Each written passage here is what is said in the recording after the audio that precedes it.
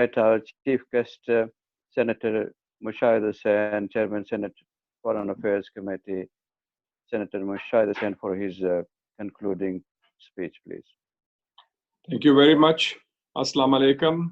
In the name of the Almighty, the Lord of all mankind, good evening, ladies and gentlemen.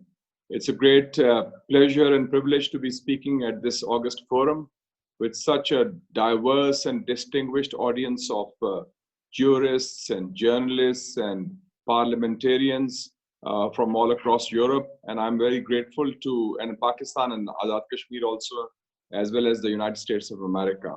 And I have a lot of my old friends also who are my co-panelists. And I'm very grateful to Tehreek-e-Kashmir of the UK, Mr. Fahim, Kayani, and others for organizing this timely initiative. Today, first of all, I'd like to pay tributes to the popular, spontaneous, widespread, and indigenous resistance of the people of Indian occupied Kashmir, because today it is 282 days of the lockdown. This is not the COVID lockdown. This is the political, the military, the administrative lockdown since 5th of August 2019. And there's a heroic resistance. And I'd also like to pay tribute to the great freedom fighters of Kashmir, people like Burhan Muzaffar Wani, and also last week who was martyred, Riaz Naiko. And you can see even today there has been a martyrdom of people killed in cold blood by the Indian occupation army. And about 50 people have been injured. So you can see there is strong, resolute resistance to the repression unleashed by the Indian occupation army, which today has the highest civilian soldier ratio in modern warfare, about 900,000 men under arms, policing the valley and trying to occupy and control 8 million people who are Muslims. Last week, Europe celebrated on May 9th, what is called the Victory in Europe Day, the victory over Nazi Germany, over fascism. And that was 75th anniversary of that, the end of the World War II. But I'm sorry to state that the mindset of fascism, of the Nazis, and especially Nazi Germany, is alive and well in our part of the world. And I'm referring to India, where the party of Mr. Modi, the Prime Minister, is, and especially the RSS, is the successor to the Nazi mindset. And I'm very happy that the lady from Kuwait, and I would like to compliment her, she mentioned about Zakia Jafri Saiba. Zakia Jafri Saiba, for those who may not know, and I just want to briefly mention that, is the widow of Mr. Ahsan Jafri, a member of parliament from Gujarat, who was brutally murdered, hacked to death, then burned to death in front of his own house by the goons of the RSS on 28th of February 2002. And those were horrendous crimes against humanity committed by the state of Gujarat, led by the then Chief Minister, Narendra Modi, because of which his visa to enter UK, his visa to enter the United States of America was cancelled. And he was treated as a pariah, as a war criminal. So I think it's very important to understand that what are the challenges that we are facing. The challenge is not just of coronavirus, which has no nationality, which has no race, caste, creed, or religion. The virus of bigotry, the virus of hate, the virus of discrimination, unleashed by Modi and his goons in the RSS in India today, is, I would say, worse, because this is a man-made virus, or the virus of Mr. Modi. And you can see it is a three-pronged approach of Modi. Number one, to try to implement the Palestine model in Indian occupied Kashmir, to transform a majority into a minority. And the domicile law is testimony to that. Anybody from India who has served in the Indian army, Indian government, bureaucracy, they are now entitled to buy land and to live there. 100,000 Parachariks, who are the so-called volunteers of the RSS, have been offered land to settle in Indian occupied Kashmir so they can change the demographic balance and also maintain the fascist stronghold and try to subjugate the Muslim majority. So this is a very serious effort. It's an organized, state-sanctioned, state-sponsored ethnic cleansing, bit by bit, step by step. And they're doing it systematically using the legal framework, even worse than what the South Africans did in the 20th century, the apartheid system, which was an institutionalized system of discrimination in a worse form, because it's also not just laws, but laws backed by gangsters. And what is happening to the Muslims of India is the second part of the strategy: Muslim bashing, isolating the Muslims, stigmatizing the Muslims, accusing them of being the carriers of corona, calling it corona terrorism, corona jihad. And Muslim women have been turned away, even pregnant women, from Indian hospitals. Muslim shopkeepers cannot sell their goods. Muslims have been beaten up, beaten to death. And it is documented by the BBC 3 months ago how a Muslim young man was actually physically beaten to death by this kind of goons. And they watched, as they did in the case of Zakia Jafri's late husband, Ehsan Jafri. The police did not do anything. And the third component of that policy is what is, I would say, Pakistan bashing, putting pressure on Pakistan, because Pakistan remains today a steadfast supporter of the Kashmir cause. On that, there is absolutely no compromise. I want to make it clear to our Kashmiri friends. There are 3 issues in Pakistan on which there is an across-the-board national consensus, above party lines, whether you are government or opposition. Number 1 is Kashmir. Number 2 is the nuclear program of Pakistan. Number 3 is the CPEC, the China-Pakistan Economic Corridor, because China is the best friend. So it's very important to understand that. Having said that, I would say that I personally am optimistic about the situation. And I'm heartened by the global response, which is the theme of today's seminar. Let's take 3 instances. Last week, the Associated Press, AP, the world's most important news agency, the United States based AP, they had their best photography awards, and they gave it on Kashmiri photographers, on photographs on Kashmir, the human face of Kashmir, the resistance in Kashmir. So there is recognition of the Kashmiri struggle.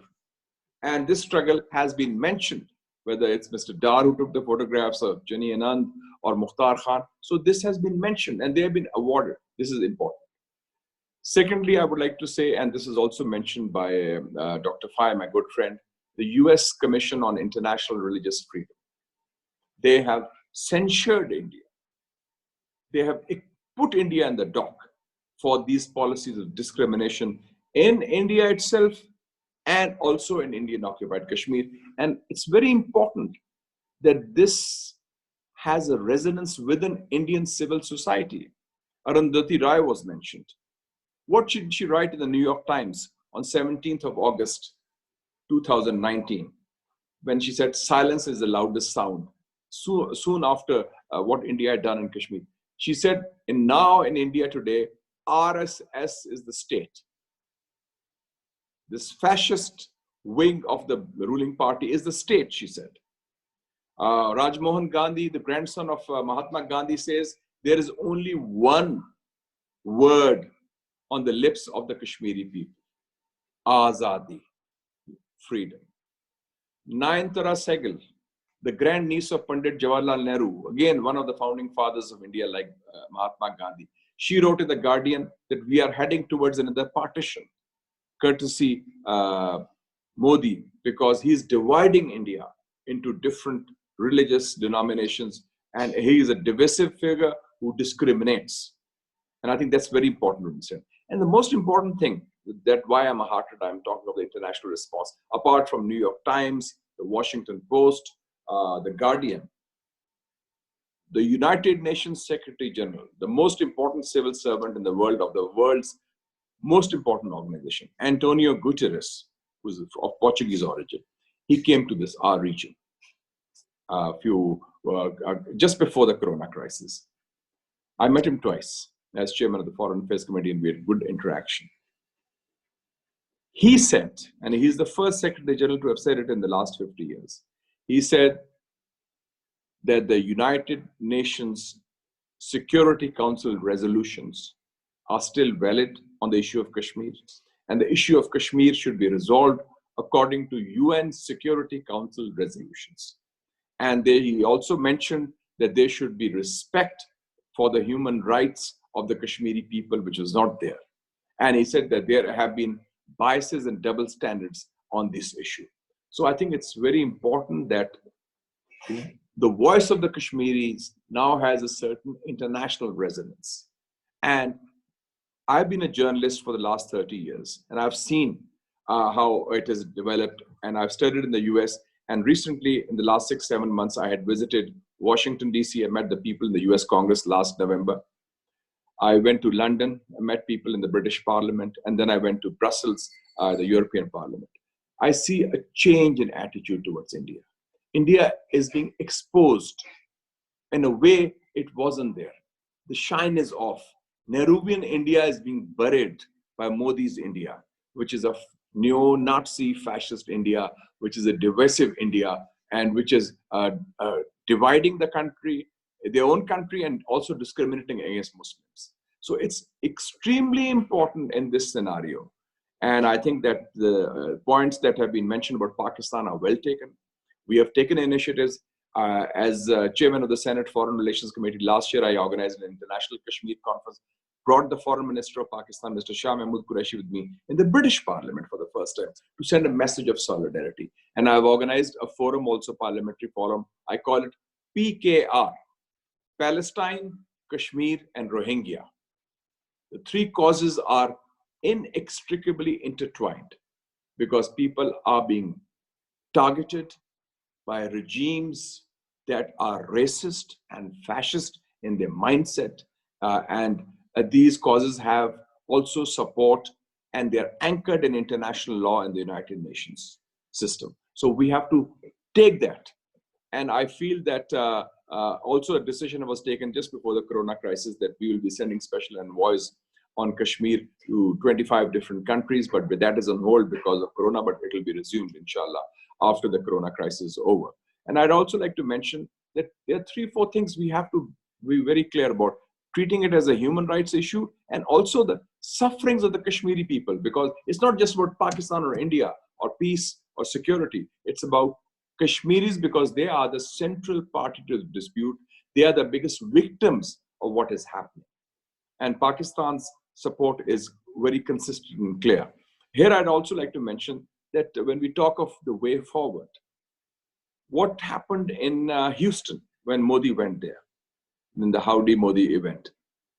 The Kashmir Khalistan Referendum Front, and I just saw a notice from the World Sikh Parliament in the messages and the participants here, they went to the court there and they charged Modi with crimes. This is very important. In Europe, the European Court of Human Rights has universal jurisdiction.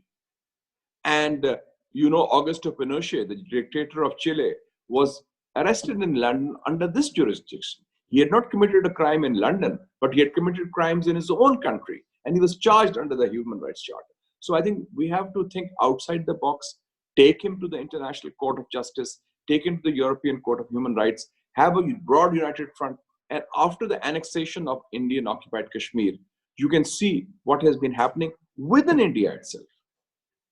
Manipur, they are talking of now independent also. The Northeast region is again in turmoil. There's talk of a Khalistan referendum also. So you see the situation, Modi has not been able to fix this problem. And that's why he's blaming the Muslims. He's blaming, to divert attention, Pakistan, and also increasing the resistance, increasing the repression, and the resistance is rising. So Pakistan remains committed to that. And I feel that fora such as this, which we have organized, we have to be more proactive. Especially, I've been leading in this issue of parliamentary diplomacy as chairman of the Senate Foreign Relations Committee. And the suggestion given by Mr. Ghulam Nabi is very important. He mentioned about coordinating with the Turkish Parliament's Foreign Affairs Committee to have a joint initiative. And I think that's a very good idea.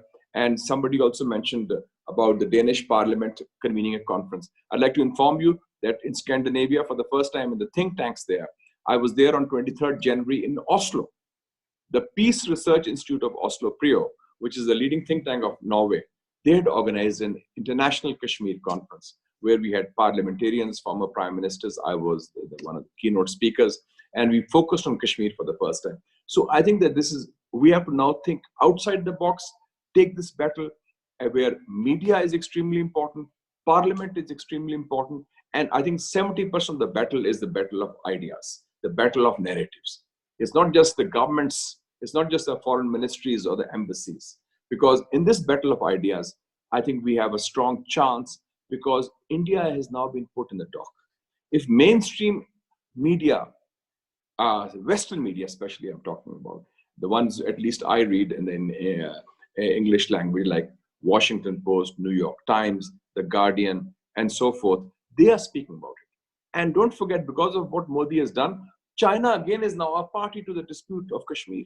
China has given strong support in Kashmir, and they have said in the United Nations also, twice when this Kashmir issue was raised by Pakistan in the last 6 months, that China supports a resolution of Kashmir on the basis of the United Nations Security Council resolutions. So they've reverted to the old stand which they had 30 years ago. And that's very important because China is the permanent member of the UN Security Council. And I think other countries also are playing a certain role. Some of the Europeans, I feel, have been hypocritical, especially the French. They didn't play ball, but the British and the Americans were positive. The Russians were neutral. So I think we have a good chance to take it forward. But at this forum, I think it's important that mobilizing the media, mobilizing the civil society, mobilizing also the parliamentary diplomacy, I think that is, and especially think tanks also, that is the way forward. And inshallah, we will do it. And nothing more important than street protests. If 15,000 people come out in the streets of London or UK or other parts of Europe, that is a huge statement that the voice of the Kashmiris cannot be silenced, and it has a resonance the world over. And inshallah, Pakistan remains firmly committed to that, and we in the parliament are there. And with the government also, on this issue of Kashmir, we have one voice to speak up.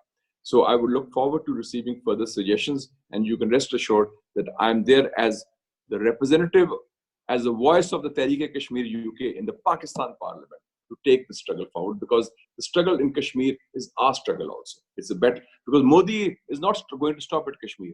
His intention is also, they believe in Akhand Bharat. What is Akhand Bharat? It was Mother India, they feel.